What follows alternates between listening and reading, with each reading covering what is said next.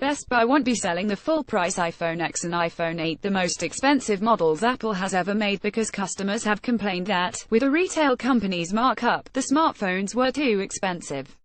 Now, the store chain will only offer them on installment plans. Clearly, iPhones have reached some kind of psychological threshold beyond which their price is not just high but outrageous. But it's not about Apple's greed. Smartphones are getting more expensive globally and across the entire price range. Smartphone makers aren't happy about it.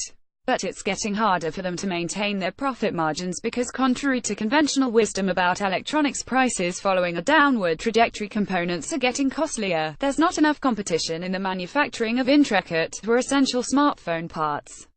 Entry barriers, both technological and investment-related ones, are high. So it's natural for component producers to try to capture more value. The trend may be similar to that in the automotive industry, where there are indications that the balance of market power is shifting toward component suppliers. According to the market research firm GfK, which tracks retail sale prices, sales volume growth this year is outpacing unit sales growth everywhere except in the Middle East, Africa and the wealthier Asian countries. Even in China and India, where price was assumed to be the defining factor of demand, phones are getting more expensive. Difference between smartphone sales in Jan-Sept 2017 and Jan-Sept 2016. Source: GfK. This trend ostensibly follows improvements in smartphone performance and the introduction of attractive new features: better cameras, higher resolution, and increasingly bezel-free displays, faster processors, more memory. These improvements have long ceased to matter to the average consumer, though. Processors used in phones 2 years ago handle modern apps just as well. The same goes for the rest of the specs. Gadget reviewers are the only people who can spot the difference. There's only one area in which most consumers would like to see improvements: battery life, and that has been stagnant for years. Phones and their features have become commoditized. As manufacturers try to stay ahead of the pack, though, they're forced to buy increasingly complex and pricey components. As a result, the manufacturing cost increases relative to the price customers are willing to pay, even for iPhones, which traditionally command a price premium thanks to Apple's devoted fan base. Profit margin based on retail price and manufacturing costs. Source: TechWalls.com. The research firm TrendForce reported back in March that the price of components, specifically mobile memory and storage chips, as well as AMOLED displays, the kind Apple finally used in the iPhone X after many Android device makers adopted them years ago, were putting pressure on phone manufacturers' margins.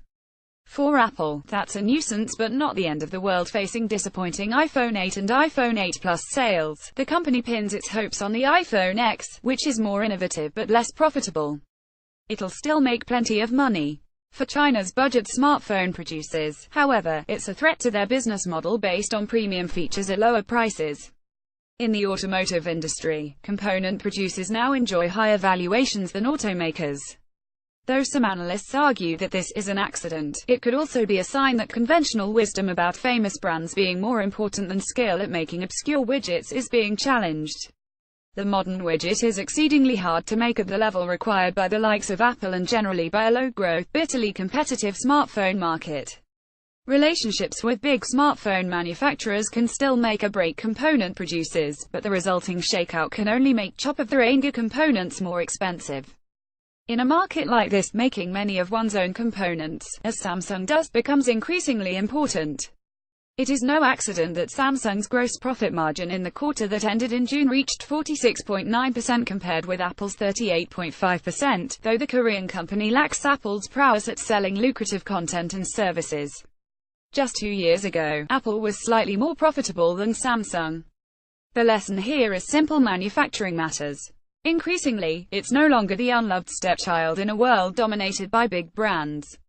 Correct description of the second chart to show that it's a calculation of profit margin.